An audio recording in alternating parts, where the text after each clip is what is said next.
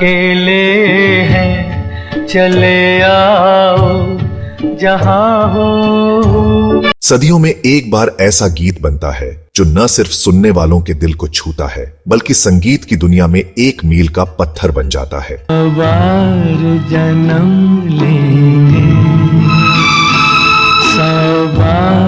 और जब बात हो मोहम्मद रफी साहब की तो उनके गाए गीत फिल्मों को हिट करने की गारंटी माने जाते थे। के झरोके में तुझको बिठा कर यादों को तेरी मैं दुल्हन बना कर रखूं। उस दौर में हर डायरेक्टर और म्यूजिक डायरेक्टर रफी साहब की आवाज को अपनी फिल्म में चाहता था। सुहानी रात ढल चुकी ना जाने। लेकिन क्या हो अगर एक ऐसा गाना जो पहले किसी और गायक से गवाया जा रहा हो उसे रफी साहब की आवाज में रिकॉर्ड करने का फैसला लिया जाए। ऐसा ही एक गाना है जो पहले महेंद्र कपूर साहब से गवाया जा रहा था लेकिन फिल्म के हीरो और निर्माता निर्देशक के दबाव में उसे रफी साहब से गवाया गया और फिर उसने इतिहास रच दिया। इस गाने की कहानी जितनी दिलचस्प है उतनी ही रोमांचक है इसके बनने की कहानी। तो चलिए इस गाने की अनसुनी कहानी और इसके पीछे के ट्विस्ट को खोलते हैं।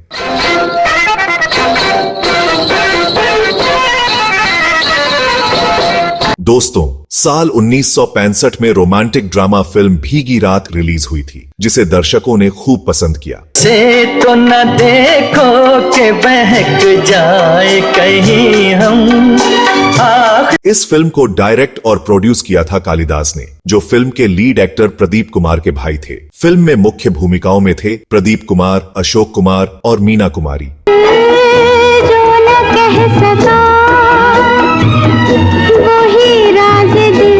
यह एक भावनात्मक प्रेम कहानी थी जिसमें प्यार, त्याग और दुख के रंग देखने को मिले। मिलती है वो तन्हा नहीं रहने देती।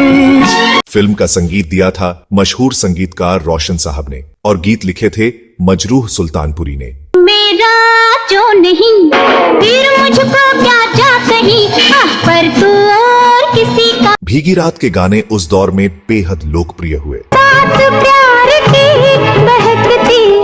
बहकती निगाहों से। इस फिल्म में कई यादगार गीत थे लेकिन इन सब में सबसे ज्यादा लोकप्रिय गाना रहा दिल जो न कह सका। जो न कह सका वही राज दिल। इस गाने के दो वर्जन हैं, एक मोहम्मद रफी साहब का सोलो वर्जन दिल जो न कह सका वही राज और दूसरा लता मंगेशकर का फीमेल वर्जन। प्यार की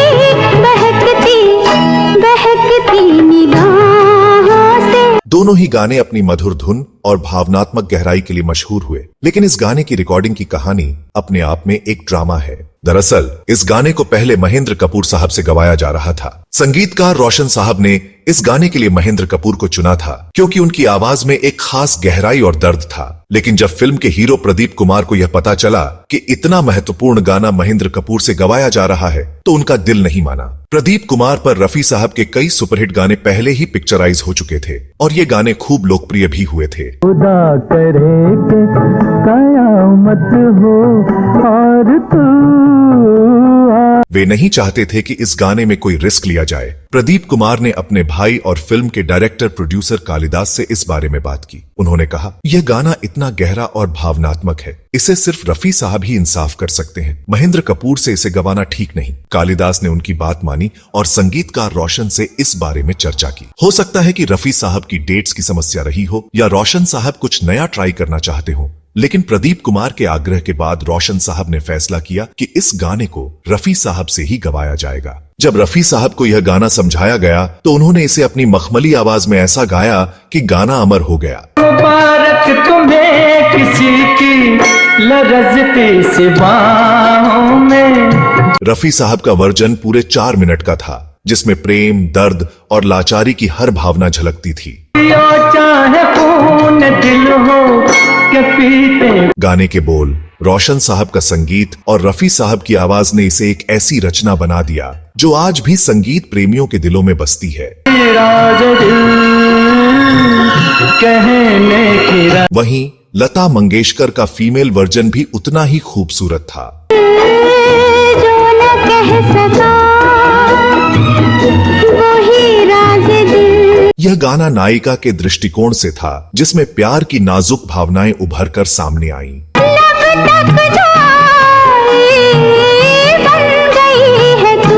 दोनों वर्जन ने मिलकर इस गाने को एक अनोखा दर्जा दिया। दिल जो न कह सका रफी साहब के टॉप सोलो सॉन्ग्स में से एक माना जाता है और यह गाना आज भी पुराने संगीत के दीवानों के लिए एक अनमोल रत्न है। जो न कह सका। इस गाने की लोकप्रियता का आलम यह था कि यह न सिर्फ भीगी रात का सबसे बड़ा हिट गाना बना, बल्कि रफी साहब के करियर के सबसे यादगार गानों में से एक बन गया। आपने किसी का ये गाना उस दौर की संगीत रचनात्मकता का एक शानदार नमूना है। दिल की जाम से भी कम है। तो दोस्तों, आप इस बारे में क्या कहना चाहते हैं? नीचे कमेंट करके जरूर बताइए। साथ ही अगर आपको पुराने गाने पसंद हैं, तो अपने पसंदीदा गाने का नाम भी शेयर करें। दोस्तों, अगर आपको यह वीडियो पसंद आया हो तो लाइक बटन दबाना न भूलें। हमारे चैनल को सब्सक्राइब करें और बेल आइकन दबाएं ताकि आपको हमारी हर नई वीडियो की खबर मिले। मिलते हैं जल्द ही एक और खास वीडियो के साथ। तब तक के लिए नमस्कार।